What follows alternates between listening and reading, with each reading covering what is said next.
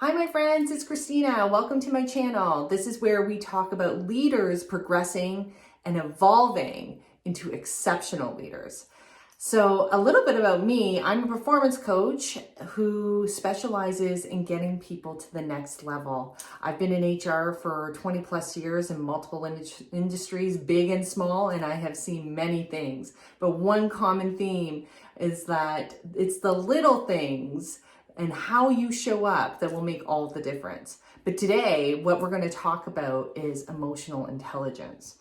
So in the past, emotional intelligence was not something that really there was a lot of focus in the business world. Intellect, I would say IQ, how smart you were, how you showed up. It was more of the traditional way of leading. But as we're shifting into a more progressive way of leadership, these are skills that are going to be necessary to get people to the next level. And it all buckets under emotional intelligence, really about having awareness. How do I show up in these situations at work? Do I show up as a leader? Do I show up as someone who can manage my emotions? But we'll go deeper in each one. I feel that there's many people that are dropping these words out there. Hey, that we need emotional intelligence or we need, empathy, but do we know how to really apply it? So these are going to be little tips and tricks to get you on track so you can showcase as your best self. Because I believe that in order to be highly effective, you need both. You need a lot of logic and a lot of empathy so you can lead at a high level leadership. Okay, so today what we're going to talk about is emotional intelligence. And when we break that down, to me, to simplify it, it's really into three buckets. The first one would be self-awareness. And it's what I was referring to before. As a leader, you should be asking yourself self-reflective questions all the time. I know that with myself or when I would coach others, I would always be like, driving home is a really great time to recap your day. Having some sort of form or a routine where you are like, how did I show up here? Am I showing up as my best self? What really, triggered me in that situation? Why, did I get to communicate the way that I felt I needed to? These are all things that these self-reflective questions are necessary for you to keep growing. And the other part of that I want to call out is that it's not following a script. It's really learning how you are showing up as a leader. The how to me is extremely important. I have seen many leaders derail themselves because of the how, because they did not know how to show up in a situation. So typically our workplaces are all about results. I understand this because, we have a business to run and that's why we're there. But how we get there can be very different. You can have one leader who is extremely all about the results, not caring about bringing people along on that journey. And it's almost like a bull in a china shop, really. It's just like smash, burn, blah, blah, blah. But look, I got the result. And they're really, really excited about that. But I always get them to pause and turn around and say, but look at all the collateral damage. Did you actually look a little bit deeper and see who you brought along on that journey?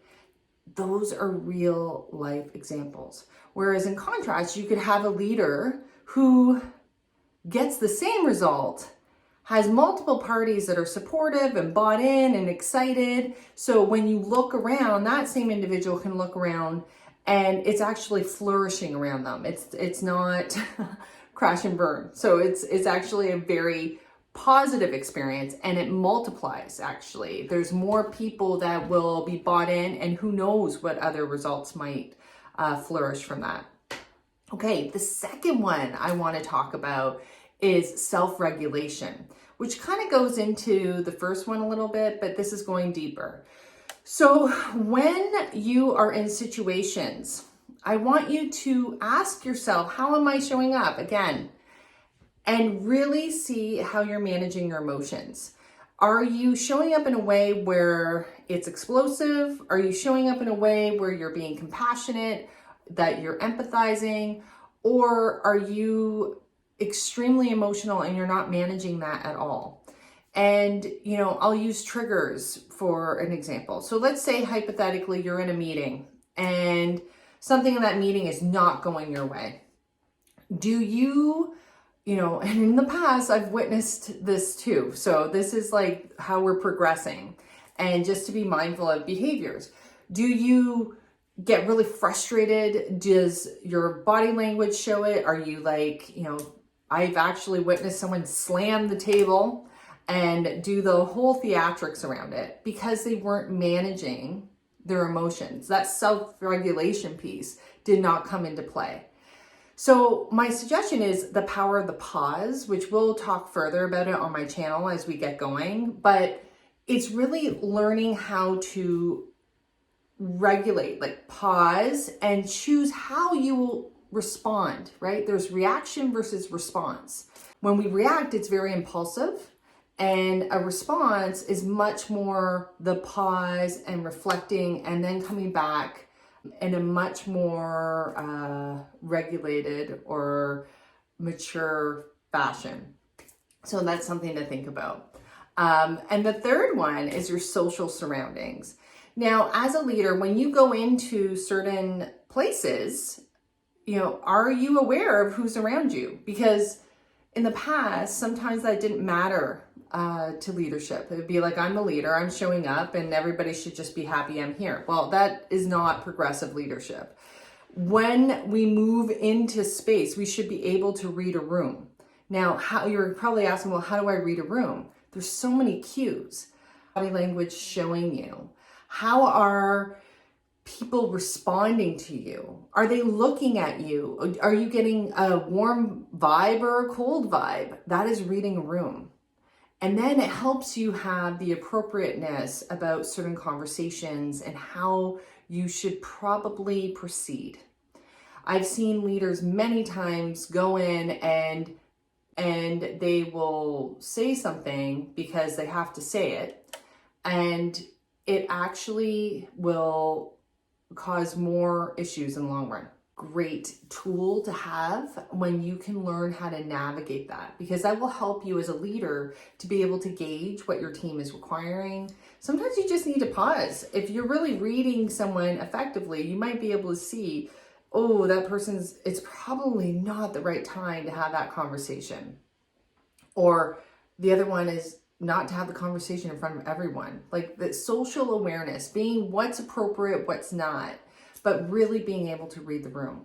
So I wanted to share these. These are my top 3 under emotional intelligence. I've got so many stories, but it's one of those things that we learn from these experiences, and I want to make sure that we can share them out so you're better equipped and you can evolve into that role that you're really looking for. And this could actually apply to all parts of your life. It's not just the workplace, but I've seen it over the past 20 years that this is an area that really needs a lot of work. So if these can be a couple of self-reflective questions that you can take away, then I hope you enjoy them. If this resonated with you, please give me a follow, subscribe, or put some comments down below, because I would love to engage in the conversation further. But emotional intelligence is a skill that's going to be necessary as we move into this next phase of the way we work. So I hope this helped, and I hope to connect with you soon.